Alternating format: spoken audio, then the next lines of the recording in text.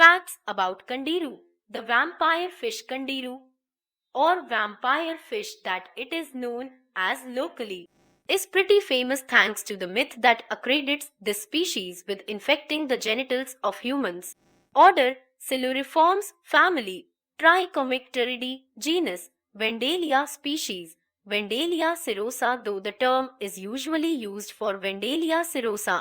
The other two species of the Vendalia genus are also referred to as Candirus at times. Physical description: Candir or Canero Vendalia cirrhosa is a freshwater fish belonging to the catfish group. The species usually grows to 1 or 2 inches in length, though some specimens measuring nearly 17 inches have also been found. These fish are eel-like and almost translucent, making it near impossible to see them in the water.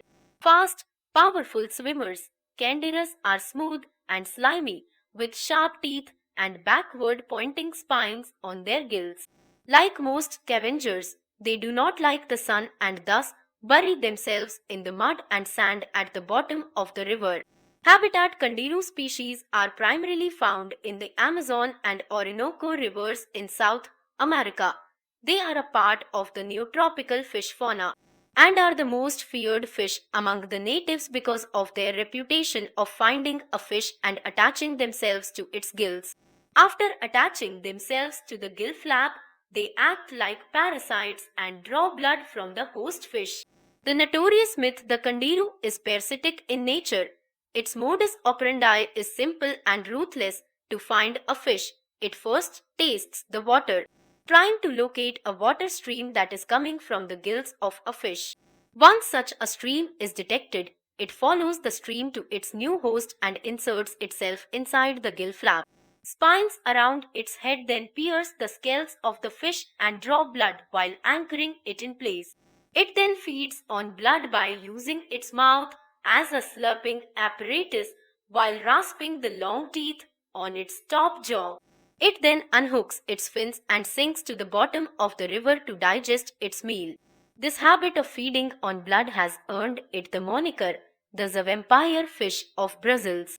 However, the reason that the Kandiru is most feared by humans is because, as the famous myth goes, it is the only vertebrate known to affect humans.